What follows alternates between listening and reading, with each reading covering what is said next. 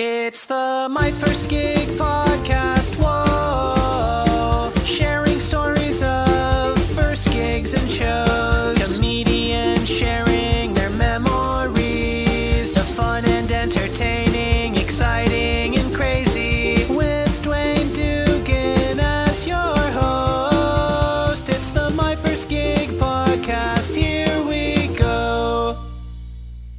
Hey and welcome to My First Gig with Dwayne Dugan. Welcome back, episode 2, season 3. We made it, you know. Is this episode 20 or is it episode 19? I think this is episode 20. Oh my god, 3 seasons to get to episode 20. That's pretty embarrassing, isn't it? But we're here. Thank you for joining me. Thank you for coming to check out today's wonderful guest, Alison Spittle.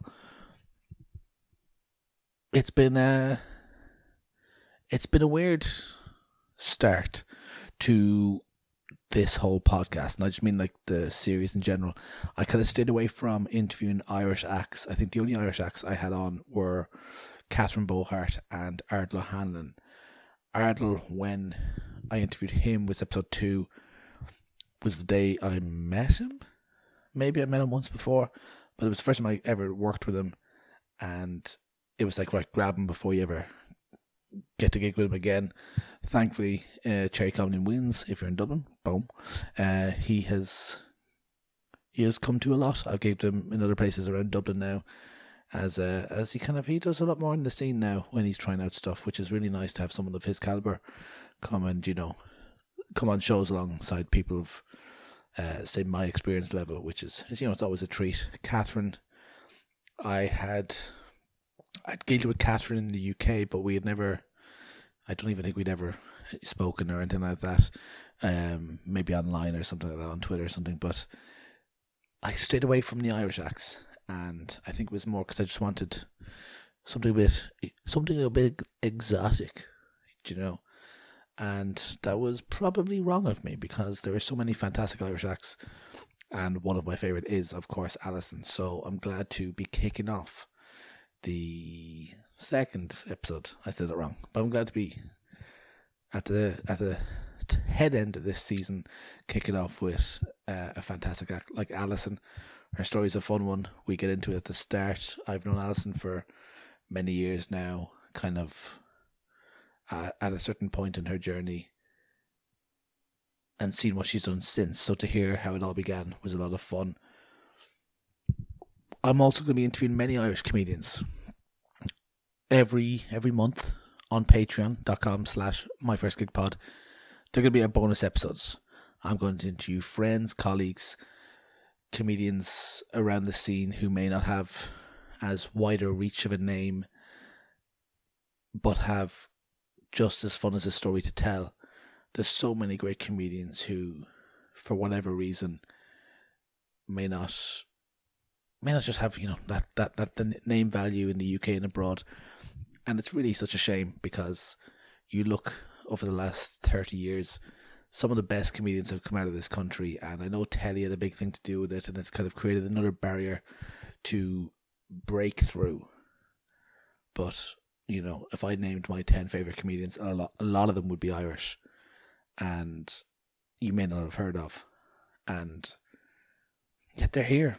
They're selling out the biggest rooms here. They're selling out tours here.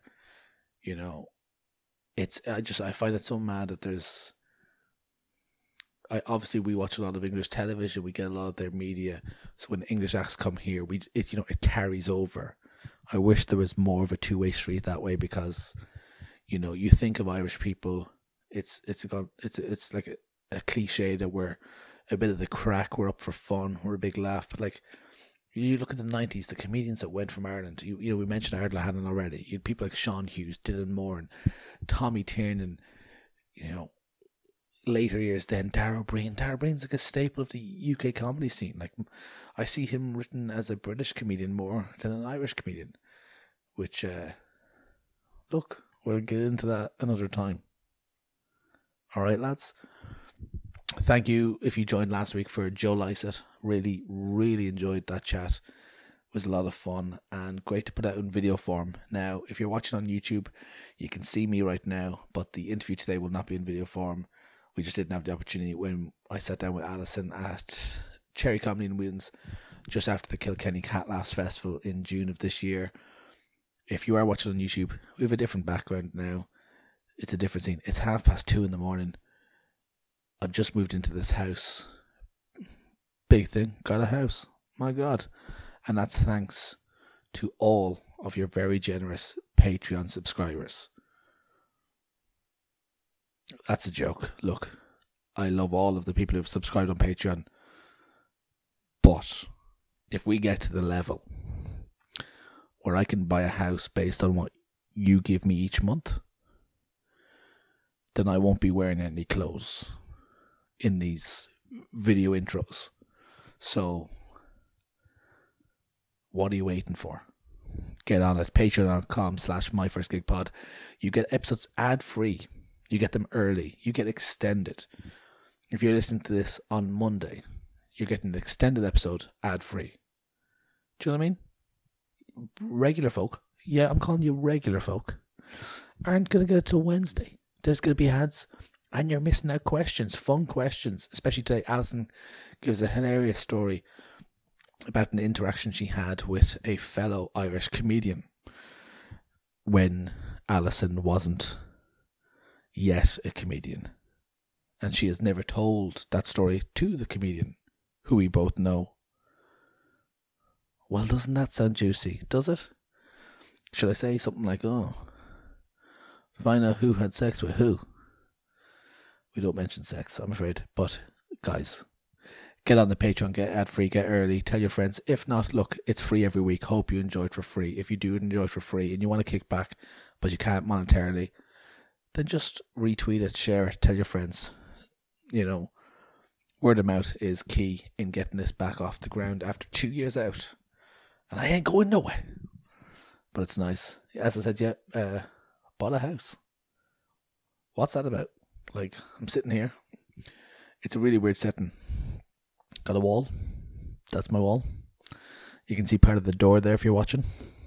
I own that as well. We're in the sitting room / temporary office. You can't see this, but you're actually, if you're watching, you still can't see it. But if you're listening, the camera is resting on a tripod on the side of an IKEA box of wine glasses that is on top of a mattress on a bed in the middle of the sitting room. The only other things in the sitting room is an umbrella and a fridge. Fridge doesn't fit in the kitchen, alright? I'm here, I'm holding the mic stand because I don't have enough depth in the bed to place it there and also be in frame. So it's a professional setup, and that's actually what I'm saying. Never mind getting me topless. Let's get me a desk. Patreon.com/myfirstgigpod. Get ad-free, early access, extended and bonus interviews with members of the Irish comedy scene. It's been a mad week, not just with the house. I don't know if you know, but I'm in a bit of a celebrity couple.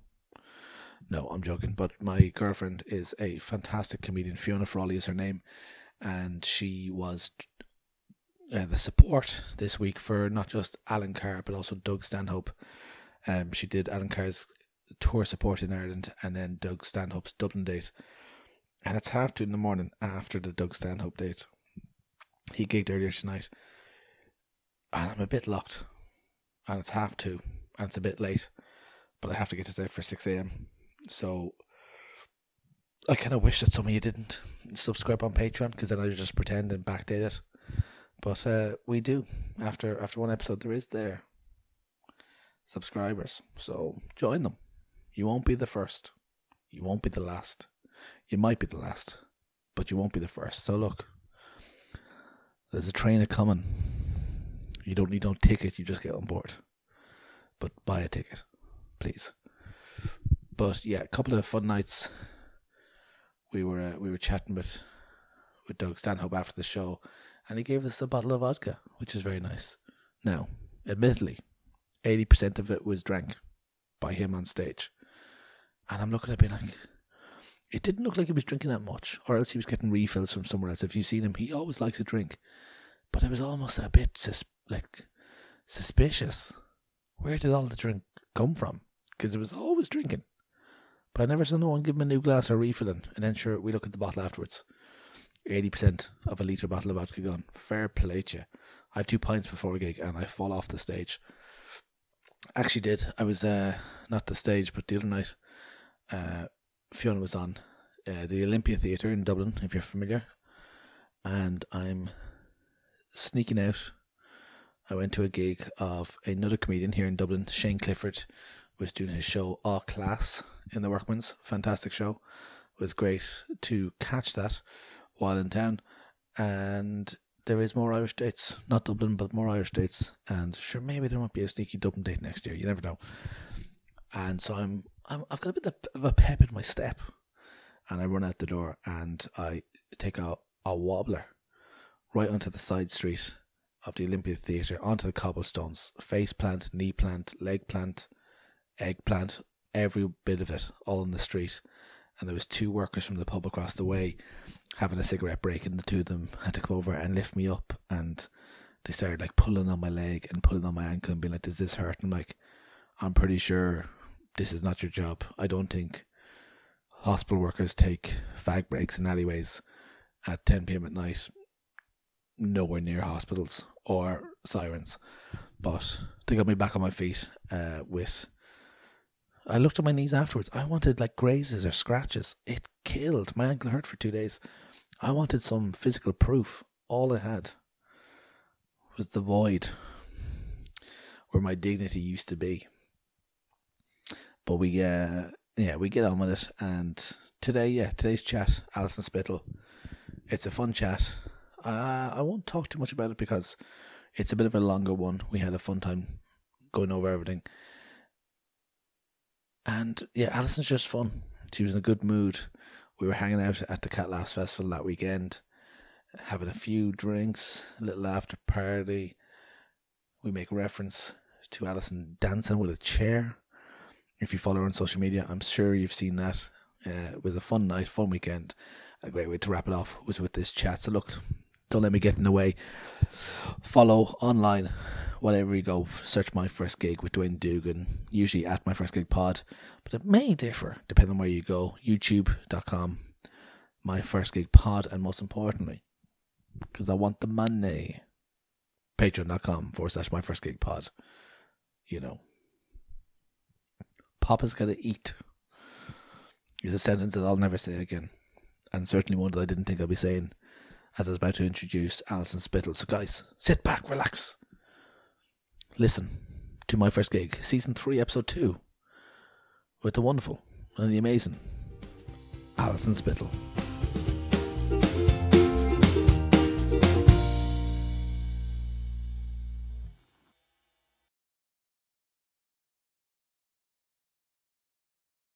I was saying this to somebody the other day about the early days of Cherry Comedy. We actually set a rule. Yeah. That we wouldn't approach people for gigs, and indirectly it was you that started that rule. Really? Because I remember reading an interview with you in the paper at the time. Yeah. And you said, they were like, oh, what would be your next dream? And you say you'd love to play Whelans one day. Yeah. And then it was like 2 weeks later then, I think I got talking to you somewhere and you were like, oh yeah, I'd love to come down sometime. And I was like, I remember texting the husband like, oh my God, really? guys. He was like, that's it. Unless anybody expresses interest, it was like, we're not reaching out to anybody. And then that lasted like a year. Then there was like a load of people who was like, oh fuck, we wish we had other people on the show as well. But, so yeah, I remember that. It's funny looking back that like, yeah, when I met you, your dream was just to play Whelans one time. Yeah. And now it's been like years later and it's TV shows, Vicar Streets, tours, huge podcast on the BBC. It's like, oh, thank you. When you look at it from just now and then, and it's not a long time. No, it's a lot of stuff in a short space of time with a pandemic in the middle of it. I think like I really like the venue Whelans, and I kind of like, I'm not really a big picture person. Yeah, I'm more of a kind of like, that looks fun, I'd like to do that next or whatever, and then do it. And I have this like, I think a lot of comedians and people in general have this like weird kind of like push-pull love-hate thing with like, you have confidence in yourself enough to do comedy, but also you hate yourself enough to do comedy kind of thing. Yeah. I love hearing about people's like daydreams of what they would like to do. And I think it's not embarrassing to have daydreams, but sometimes I think it's embarrassing to have ambition. Yeah. In a way. I think certainly in this country. Yeah, and I can't get over that. Like I got called arrogant once for having ambition. Really? It was like, why aren't you just happy with the straight and narrow, whatever comes your way kind of a thing? Yeah. I am, and also like I've definitely balked, I'd say. I have balked at people. Is balked the right word? Like B-A-L-K-D? Like when people have ambition, sometimes I'm like, what's up with them? Genuinely. Oh, it works two ways. Yeah. It's like, I go, come on, of course, believe in yourself, you should. And then if somebody does, I'm like, who the fuck did they think It's mad, isn't it? Yeah. So like, and I think that's actually hindered definitely like my career, and hindered like my human interpersonal interactions with people and stuff.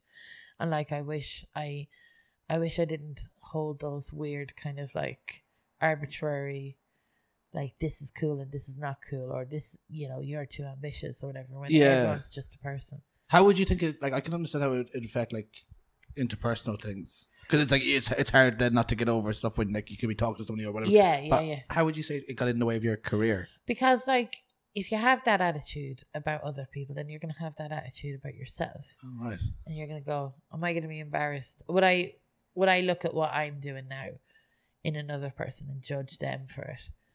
And it's definitely been things where I've not tried hard to, you know, do stuff. Like I kind of wish I wasn't Irish in a way. Do you know? But I am. So it's hard. Yeah, I can't give you like exact. Sure.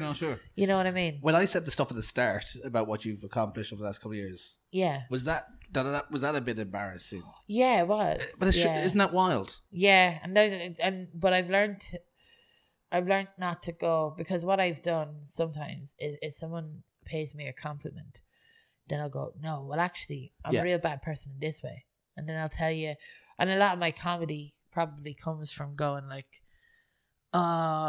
you know, I'm doing comedy, I like it, but you shouldn't trust me. I like violence and stuff or whatever. Oh, so I literally had this yesterday. So it was with a friend of ours, Aidan Green, his wife Kelly. Yeah. So met her. She gave me a little compliment. Yeah. And then I said something. She goes, "What are you doing?" I'm like, I had to go. I'm like, she knows obviously. I'm like, oh, I'm Irish. I have to shut down your compliment because I'm embarrassed. You said something nice about me. Don't do that in front of me. Do it online when I can retweet it privately. I know. Yeah, that's a big thing. But it's hard in that regard. You need an American sometimes to reflect your behavior. The overconfidence to bring us up to ground level. Yeah. Well, yeah. So let's, before we go ahead and talk about your first gig, which I'm excited to hear about. Because I guess I would have met you in like 2015. Yeah, was it? Jesus. How far into comedy would you have been then? Oh Lord, I am 33, and I started comedy in my second year of college, I think. Yeah. So, and I was 19 leaving school. 19 in September. Sorry about this. It's such a long way of going about it. I think I was 21. So we're talking like maybe, if it was 12 years ago, so you'd been maybe about 4 or 5 years in at that point. Yeah. So that's it. So that's 4 or 5 years where it's like, so I have no idea about it. So I'm excited to find out now.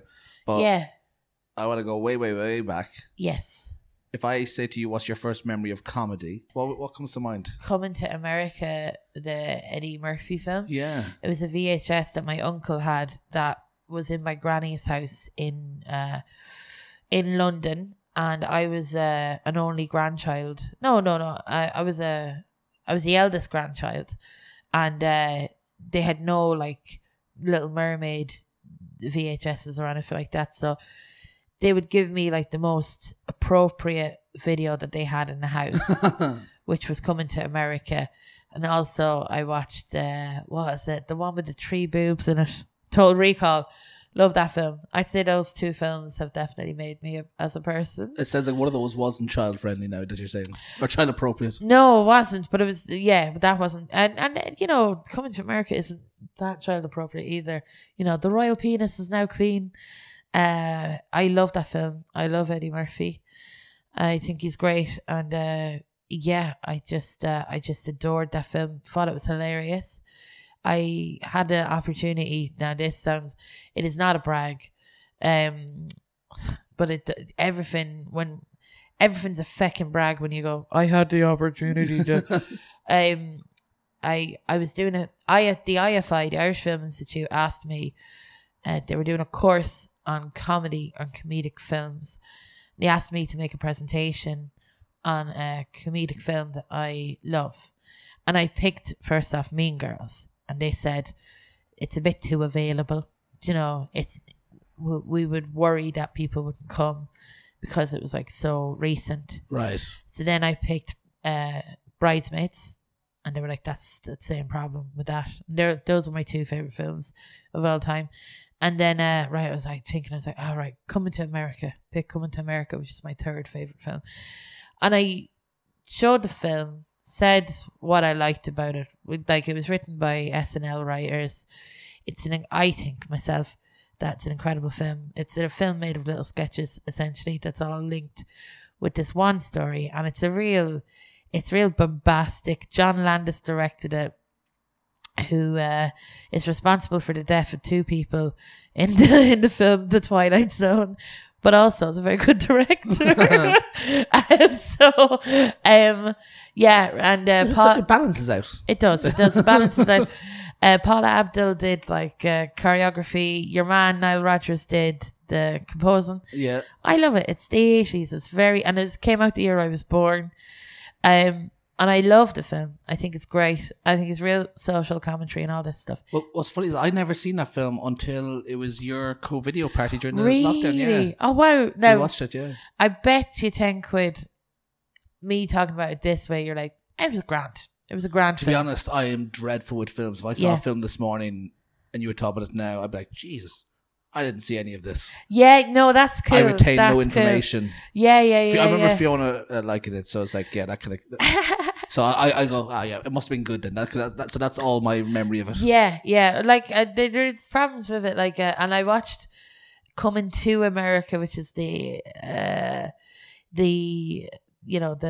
sequel to it, and that was wonderful. It's not a great film in any way. It's terrible, but Jesus, it was wonderful to see all of the crew back together. Yeah. So I really loved that film. Showed the film at the IFI.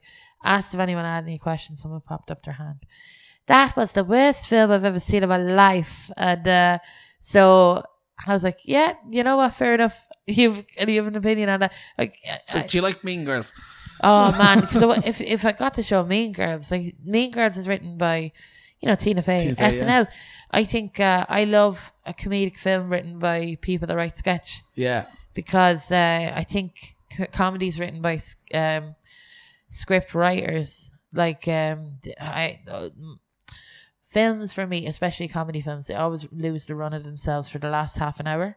They're always like, they have to tie up everything, and the fun is in the bits where everything is falling down around a person. Yeah, so someone's thinking about comedy second. Can you Mrs. Doubtfire? One of the scenes that is very memorable is being in the restaurant, getting the CPR. Or the Heimlich maneuver, the bit of food coming out. That's a low point because, he becomes revealed as the father. But, then you have to tie it all up. I don't remember him making peace with his kids or his ex-wife. I'm sure that happened. Yeah. But I couldn't tell you anything from the end of Mrs. Doubtfire. Great film. But with all comedic films, not all of them, there's a few exceptions.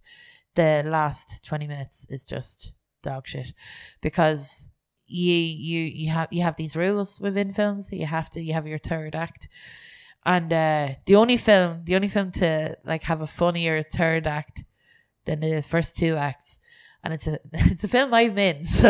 But it's a film called Extraordinary, and I was in it for 2 seconds. So I wish I wasn't in it, because I would tell you it's the best Irish film that came out. in years. Yeah. I love it so much.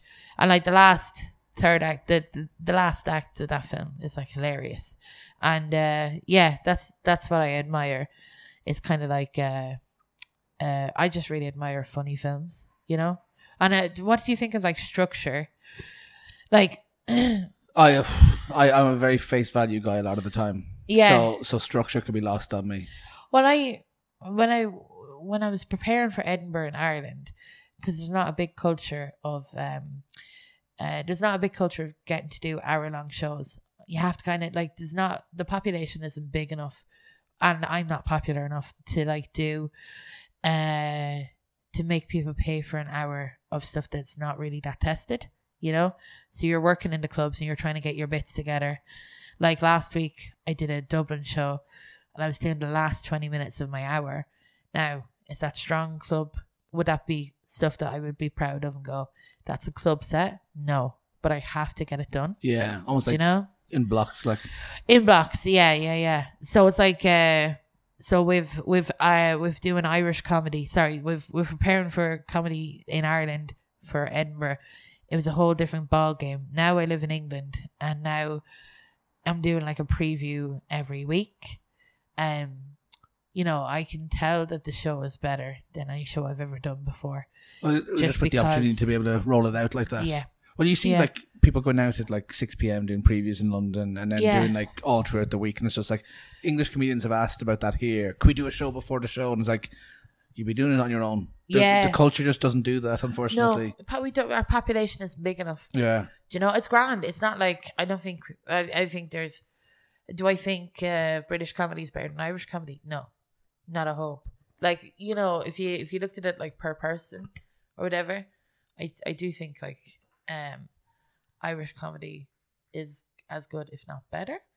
But there are more good people doing comedy in Britain than there are in Ireland, just because as it should be, but just by numbers alone.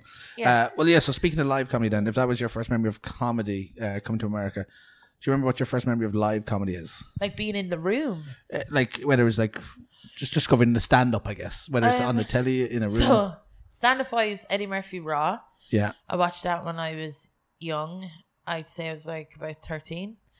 But would that have been from liking Coming to America? That was it. Yeah. It was just like another Eddie Murphy film to me. I had no interest in seeking out other stand-up comedy after that. It wasn't a thing. I saw a Tommy Tiernan DVD playing in the background of a house party on mute when I was a teenager. And that was my only experience of stand-up comedy before I did stand-up comedy. You'd never gone to see it? No. So yeah, if you were saying like you've seen Raw, you've not checked out more. No. But you remembered seeing that in the background. I did. Was it something pique your interest, or is it just a random memory stuck? It was a memory because I was like, this is the God's honest. I was like, what's the point of having the stand-up DVD on if you can't hear the jokes? Yeah. Like, he's just standing. You know, my friend is shifting a fella beside me, and I'm just staring at Tommy Tiernan walking up and down the stage while you know, like dance music is on. You know, it's on mute, but there's music on in the background, and I was thinking, this is not really a party vibe, you know, to have someone tell jokes. So before you try, you don't go to any clubs? No. You don't watch Paramount Comedy half hours or anything that are on the telly at the time? I didn't have Sky. Yeah. And I watched Buzzcocks, never mind the Buzzcocks. I watched Have I Got News For You, and I watched The Panel. So these are all stand-up comedians, but in a different form. But in a different form. Naked Camera. Yeah. I think. Yeah, stuff like Blizzard of Odd was my favourite of all of that. The Colin Murphy vehicle where he would show videos and stuff. I thought that was the best thing that RTE had made. So there's keen interest in comedy. Yeah. Certainly, yeah, you mentioned The Panel and the Blizzard of Odd, Irish comedy then, and obviously the more wider UK ones. So... But no stand-up. No stand-up. So I guess, how did you end up on a stage? Well, I was in college in Ballyfermot, College of Further Education. It's a lovely third level institute behind the Tesco, and I'm very proud to go in there. I love it. And I had to go get work experience in radio because I was studying radio, and I did work experience in a place called I-105 107, and I was there for a week, and on the second day, I was chatting to a guy who I was shadowing. He was like a DJ called Simon Murdoch. We'd just be chatting during the songs, and we were chatting, and he goes, I was chatting about soaps. And he said, do you want to go in the next segment and talk about soaps? And I was like, yeah. So I did that. I was chatting away to him. And then actually Keith Walsh, who's doing the gig tonight, he's a breakfast DJ. He popped his head in and said, Alison, do you want to come in earlier tomorrow and come on the breakfast show and talk? And I was like, yeah, no bother. So my mum gave me a lift in like an hour earlier to go on the breakfast show. And I was just talking about my week or whatever. And then they brought me in for a meeting then, and they said, do you have any days off during the week? Like, and I was like, yeah, I don't have college on a Friday. They're like, why don't you come in and do like a segment on the breakfast show, and you can get a bit of work experience, you know. So I did that for 2 years, doing that. And Bernard O'Shea was the other DJ. And like one time during the show, it was very loosey-goosey. Oh, Jesus, the show was mad. Like, there was a segment where Bernard, because Bernard lived in Dublin and would drive to Athlone, and he would look at a house on the side of the motorway, and he imagined what was in that house and who lived in that house. And like, he would improvise a soap opera, and then people would be texting in going, what happens next? And so it was that kind of thing. And one day he challenged Keith and I to do stand-up comedy, and he got us a gig. It was supporting PJ Gallagher it was in Portlaoise. And Keith Walsh gave me a lift down, and Bernard told me, write 5 minutes, put your best joke last, your second best joke first, and whatever you want in the middle. And I was like, okay, cool. And then I'll be walking around talking to people in the radio station going, have you seen like stand up? And like one woman was like, yeah, I've seen stand up, and like there was a guy who went on, he did like paedophile and suicide jokes, and it really lost the crowd, so like I would recommend you don't do that.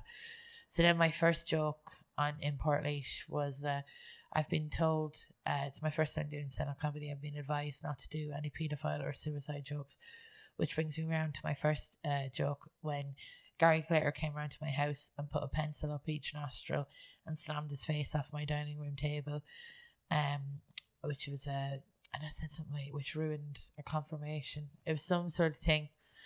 It's not the best joke, but it got laughs because I'm 21 and I'm tiny, curly hair, you know, fat, just like innocent looking. Do you know what I mean? And I would say this like hyper violent thing. And then the rest of it was like just anecdotes about my granny's drinking problem. And I remember I only did the gig because I wanted to meet PJ Gallagher off of that show.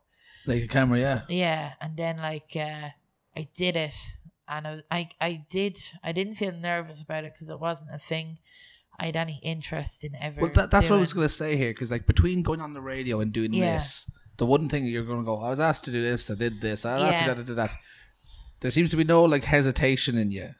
Was there, or is that just kind of a quick way? Like, because like I can imagine especially the way Ireland is. Yeah. Oh, would you go and talk on the radio? Like, oh my God, no, I couldn't. You know. Like, oh yeah, no issue with that. Just I never had embarrassment really that much when I was younger. Were you like a performer in the house or a show off or any of that kind of thing, or like a joker or a messer? Yeah, I my cousin Anthony is like 9 months younger than me, and we had this, and I mean, this family are like our family friends for ages, and they still are.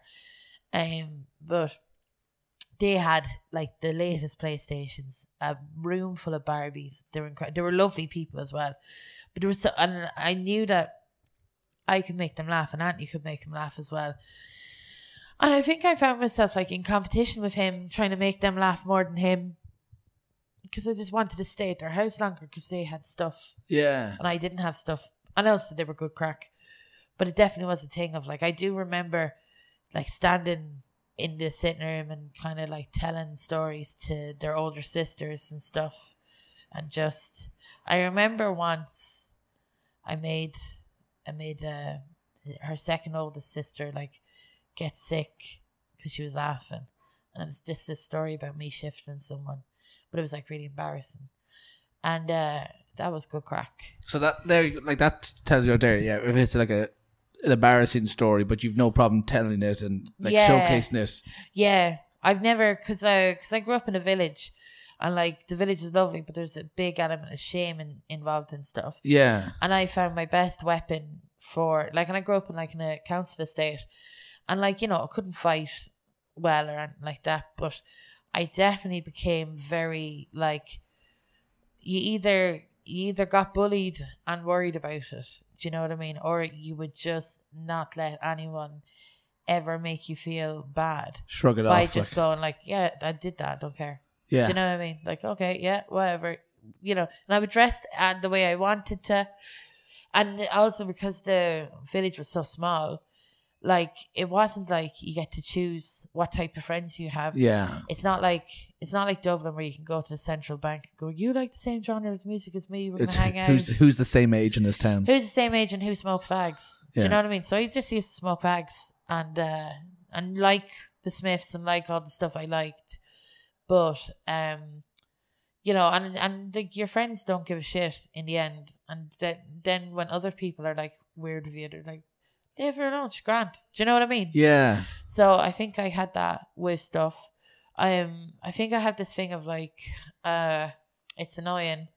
I definitely am up for doing stuff all the time, or I do stuff because I kind of don't give a shit.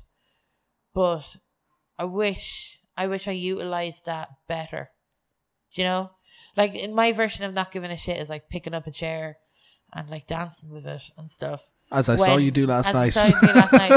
When it should be like talking to someone who can help my career. You know what I mean? Oh. And treating them like a human being. Like I can't treat anyone like I sat in the corner last night and I looked over and I was thinking, I wish I wasn't sitting in the corner. I wish I was over there dancing with a chair. Yeah. So, you know, yeah, it looked good.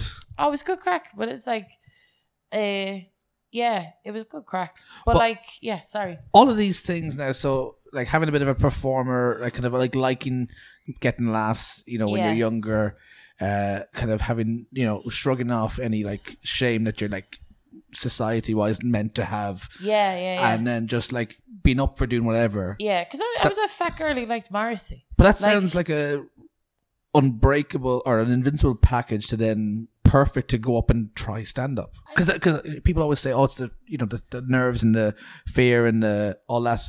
It's like, if you can just roll up and you've all that, like I'm not surprised that you ended up in Portlaoise. I'm guessing, what's this, if you're saying like 11-12 years ago, PJ's a big star, it's probably a busy room, a lot on the line for him almost. And do you know how I got into wanting to be on radio? Was I was on, so 2FM, I texted, Ricochet used to have an evening show where he would ask questions and people would text in their answers. Yeah. And I texted in an answer, and it was actually like, what was your favorite character played by multiple actors? And I said Soap Star Children, and I typed it in and I go, because once children grow up in soaps, it feels like there's a nuclear disaster where they get abs or some shit. I was being like funny or whatever. And then they rang me up like 10 minutes after and like, do you want to come on air and talk about that with Ricochet? I was like, oh yeah, I'll do that. Of course. And then I walked into the basketball court of my estate, because it's the only place you can get reception. And I was chatting away to him. My friends are like sitting in the sitting room, because fuck all happens to us. Yeah. Do you know what I mean? I was really excited.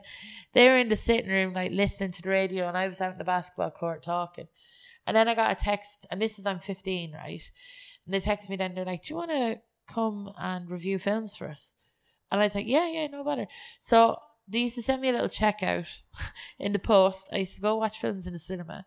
And then on a Wednesday during Double German, I would ask to go to the toilet at like 2:15 or something like that. And then I'd wait for 2FM to phone me, and I'd review films in the bathroom. Like I'd be reviewing. Then I'd go back in, and then the teacher was like, you're leaving every week to do what you do. And I was like, oh, sorry, I was going on the radio. And they're like, what? And so it was mad. And like, they brought me up to Dublin once to like review Christmas singles as well. And I got into like, I was 15, I had these strong opinions about stuff. I would debate people and everything. And I brought up my friend Rosie with me, and we got Naked Camera signed DVDs. Yeah. as like a package, and then I lost my phone, and never, like with two of them around like that, never contacted them or me. You know, it was like a because that was the end of that. The contact was purely that phone. Shit, and then I was like, do you know what? I liked going on the radio. I'd like to do that in college because I just really fucked up my evenings there. It's funny that you say that. Yeah. Bernard dared you or Keith. Yeah. So we both did it. Oh, so Keith did do it because I know he's kind of starting out recently. Yeah, so he never. I don't think he did it after. I kept going. So that's funny now that he's here now tonight. Yeah. Yeah. He'll be on just before you tonight, actually. That's amazing. I did with the feeling of doing the anecdotes and getting laughs, and like I was very nervous.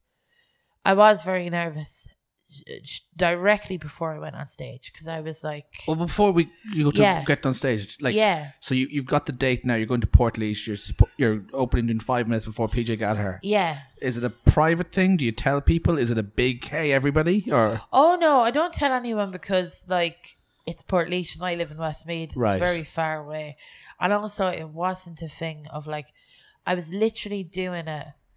I was doing it because I was asked to do it on the radio. So it's almost part of this work experience. Radio was what I wanted. Yeah. Comedy did not come into it before that at all. It wasn't the thing. It wasn't the thing that I'd seeked out. I remember though. I do remember this with my mum. I watched Live the Apollo with my mammy before I did the gig, but after I'd been asked because I was like, I better do some stuff. And I remember watching Shappy Corsandi, and she was talking about her upbringing and her identity and everything like that, you know? And I was like, okay, I'll do that. So I was literally like just going with, you know, Shappy Corsandi, I think she's like Iranian. And I was like, well, I was born in England. That's an identity. So it is though. Like yeah. In Portlaoise, certainly. In Portlaoise. So I was kind of doing bits about that. And yeah, and then, but you'd nervous beforehand, you're saying? I was nervous beforehand, and the writing process was just my little notebook, and it was like there was no editing. Yeah, it was just writing jokes. Yeah, you know, and kind of going up on stage and doing it. Is it just you and PJ, or does PJ have somebody else there as well? So it's me, PJ, Bernard. Bernard was MCing. Bernard's tied in, obviously. Yeah, okay, yeah. Bernard's MCing. Keith is on. I'm on. And then PJ Gallagher is on. And so did you get to meet him beforehand? I did, yeah. I got my picture taken and put it up on Bebo. Oh, bollocks. Yeah. I've achieved what I wanted. Exactly, that was it. I was done. Why do I have to go on stage now? Basically, yeah. Do you remember, like... Yeah, do you know why? Because I only got nervous about it after I met PJ Gallagher. Because I was like, cool. Met that fella off the telly. Great. Never really met people off the telly before. Yeah. So like, cool. And then I was like, I used to do this gig. So yeah, I was in front of the guy off the telly. And yeah, and you sweat a different type of sweat, like that kind of like nerve sweat, animalistic kind of like sweat that you can get, you know. So you mentioned about the first joke. Do you have any other memories of being up there? Yeah, I remember I had this bit about my gran. I was talking about my gran. I remember like the first laugh. Do you know, I remember the steps going up on the stage, and I remember seeing like, because this place in Portlaoise, it used to be like a really strong, I think it still is, I mean it's unfair of me to go used to be, that's very unfair, but it was PJ Kavanagh's is the name, or it's Kavanagh's is the name of the place, and they had like a Flight of Conchords poster, and I remember looking at that, and they were kind of getting big, the Flight of Conchords. Oh, you put that in, yeah, for sure, yeah. Yeah. And I looked at that poster, I was like, oh, that's cool, they've played here. That's nice, you know. That's what's blowing my mind now, that they've played Kavanagh's. Yeah, they've played Kavanagh's in Portlaoise, did a little tour. Wow. Yeah, it's mad, isn't it? And like, so when you're on stage... Yeah. And you get that first laugh. You say that there was laughs from that. Yeah, I can't remember what it was, but it was enough to make me, like, the feeling I got directly as I stepped off the stage after the gig. It was like a feeling of, like, I've never felt that feeling since, and I keep chasing it. And it's that kind of, like, massive adrenaline thing of everything is okay, everything has gone well. I mean, I'd love to look at the gig if I could ever get a chance to look at it, because I'd say it was shite. But to me, I was like, I am a comedy god. Is there a copy of it? No, I doubt it. But it was just like, I was just like, I don't think I've ever felt more powerful in my life than when I did that. And a person is not used to having power, you know? But when you say that you've been chasing that since, yeah, like big gigs, or you know when you start gigging with like people that you like look up to, like is it a different feeling or not, like, or is it still looking for some, like? I did the Three Arena and I thought I would feel that same feeling that I had when I did Cavanagh. I didn't. It was still like a lot, but it wasn't that, you know. But is that like, is there a disappointment in the lack of the feeling, or is it you're feeling something else, but it's just different? I would love to feel it again. Yeah, I know that, but I think I'm gonna keep telling myself that, like, to have something to chase, like yeah. Because like it's entirely possible that maybe you have felt it again, but just because it's for the second time, the awareness of it. Yes, it's like taking an ecstasy tablet. The first time you do it, you're like, this is overwhelming, this is incredible, I never expected that. You take another ecstasy tablet a few months later and you're like, great. Do you know what I mean? It's never going to be the same. Right, okay. Yeah. I don't take ecstasy that regularly, by the way. Audience people. Get the Irish Star printed now. When you come off stage, yeah, you have that feeling, like, do you know what you even do for the rest of the night?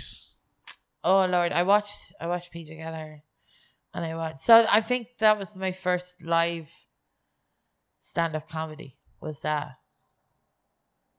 watching like people on before me. So like, yeah, so when you finish that set, you watch the rest of it. Do you just go, right, that's that task for the radio done? No, then it was like, I have to do this more. Almost immediately? Yeah, and it was like, then I got onto Bernard and I was like, how do I do other gigs? Yeah. And because there's no way to know. No. It's good that you had that access. Yeah, I'm very lucky. Like, I think I would have done stand-up comedy eventually. Yeah. But I probably have started it like now. Until it was like, it was accessible to even know how to start. Yeah, because it wasn't. And so he said, here's a phone number. This is Tony Ferns. Text him and tell him I recommended you. But you don't really need to tell Tony Ferns anyone recommends you. You know what I mean? Yeah. And then he was like, and then Bernard goes, I mean, that's really all I can help you with. The other thing is, if someone flashes you, like, get off stage. That's your time. I'm like, oh, cool. So those were the bits. And then he was like, there you go. And then I did I messaged Tony Ferns, and I would get the bus up and down every time from Westmeath to Dublin to go do gigs. And I graduated.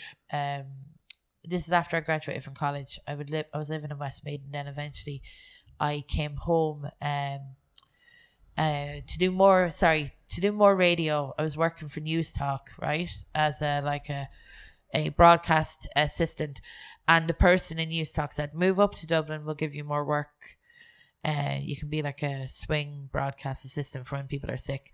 I moved up, incredible place, €250 for a room. So I was on the dole, but I was on the part-time dole, you know, that type of thing.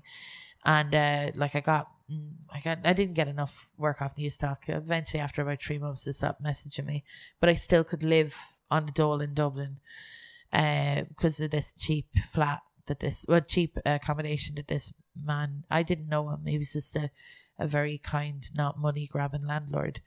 And like, I think he's responsible as much as anyone for me doing comedy, is to have the chance to live, because I'm not from like, you know, everyone's having problems with housing and stuff like that, but I was, you know, I grew up in a place that, like, I wasn't rich, so I didn't really have ambitions and stuff, really, and to have cheap rent and be able to pursue what I wanted to pursue creatively. The base, yeah, it's so vital. Like, he's genuinely responsible. Like, I want to send him a card and go like, Philip, thank you so much for not charging me exorbitant amounts of rent. Yeah. You know? So, like, and the place was really near Whelan's. So I would just walk in and out and do as many gigs as I could because I wasn't really working in radio. And I started to get paid for comedy as much as I did for radio. And then I was like, well, I'm a comedian then. Well, yeah. Yeah. So that was the switch made.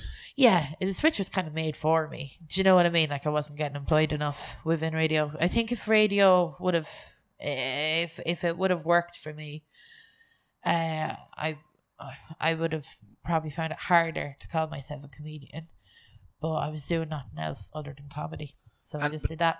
But like, yeah, after the first gig, you did want to continue, so it was like, oh, it was insane. That genuinely, I was just like, whatever this is it. Because I think I was very like, I had no ambition, no direction, nothing in my life. I knew I wanted to leave my village. I did know that. But I did, and not to be like, I think everyone wants to, leave when they're in their 20s and stuff. But I was just like, I didn't know what I wanted to do. I fecked up my leaving cert. There was nothing that I had any passion for. Radio was something I felt passion for because I enjoyed going on and reviewing films.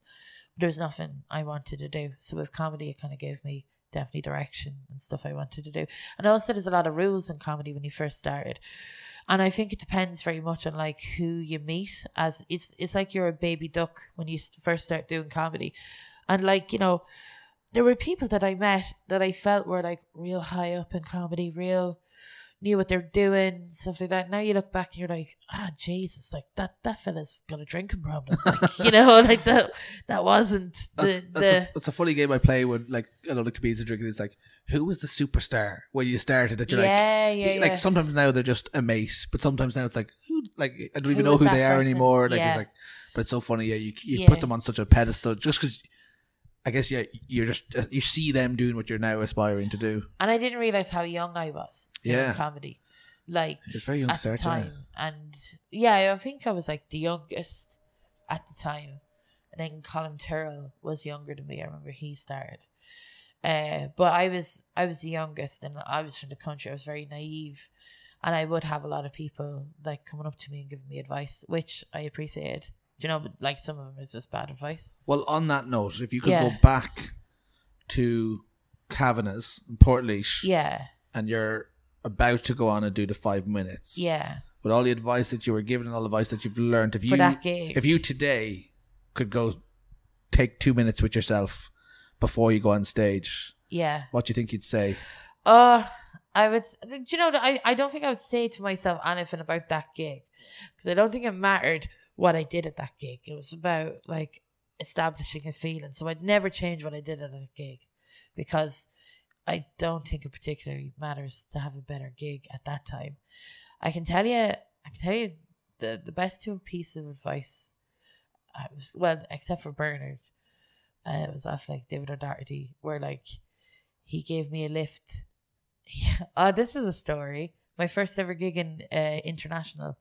It took me months to get a gig off them because it did, like, it was about 9 months or something like that, and I was mad to get a gig with them.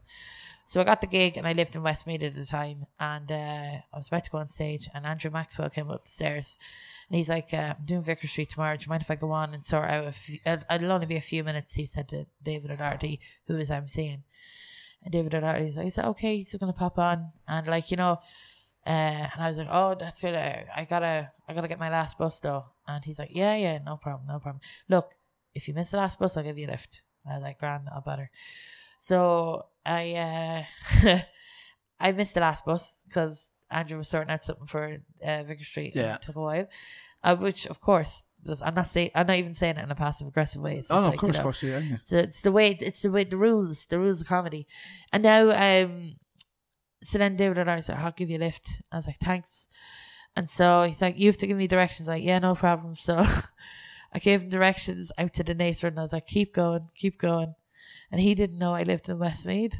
Oh, shit. So it was like 1:30 by the time I got to my house.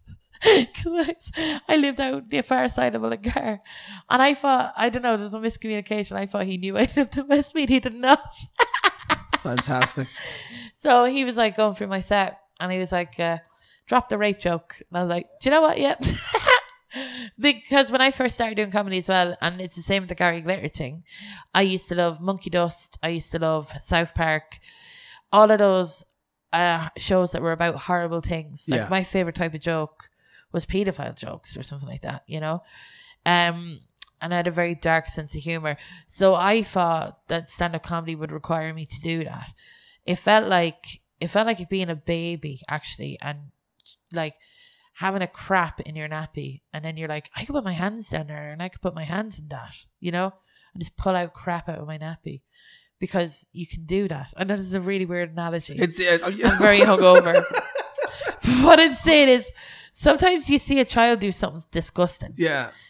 And in your head, you're like, why is that child doing that? And it's because it's never occurred to the child to do that before. Now it's doing it. And you can tell the child, that's disgusting, that's wrong, and here's why. And the child will go, yeah, actually, fair enough. I won't put my hands into my own crap. So have I made myself clear, or is this a weird analogy? Well, I wonder what David O'Doherty said. He didn't say that. He did not. He said drop the rape joke. He was like, it's not good, and I was like, it doesn't suit you, you know. And he said, like, you know, it changes your relationship with the crowd. Yeah. And he was so right about that. Like, that I already regret that analogy, but that is the analogy I'm sticking with. And that's the analogy that we'll end it on. Yeah. So that was your first gig. Thank you. Thank you so much.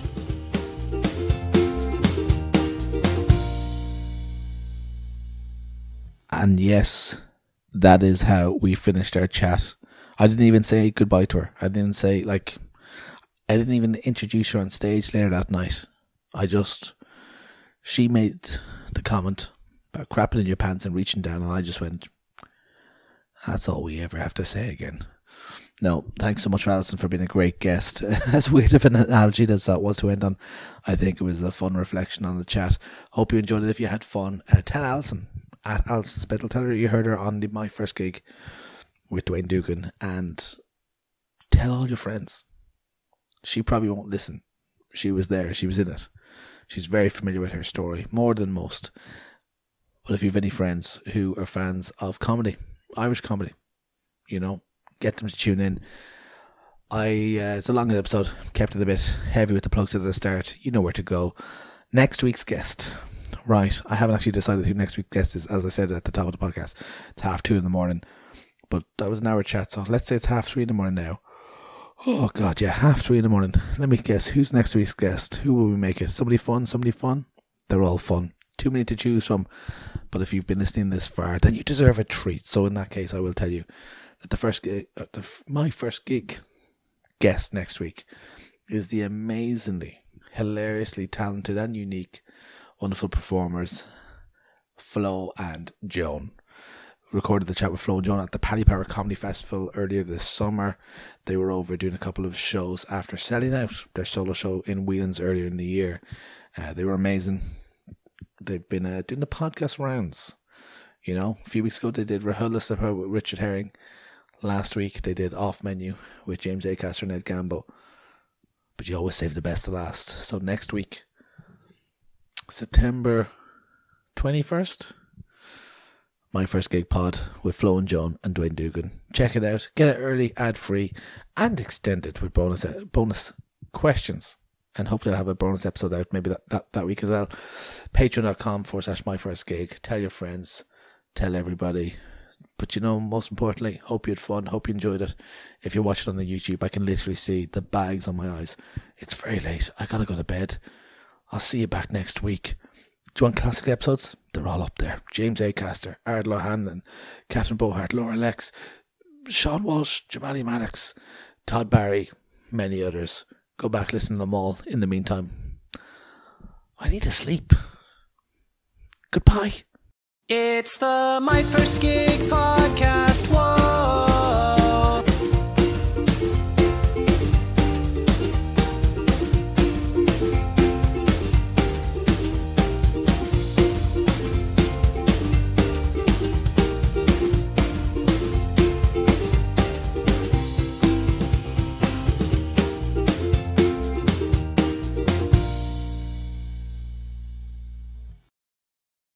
You've been listening to My First Gig with Dwayne Dugan on Acast.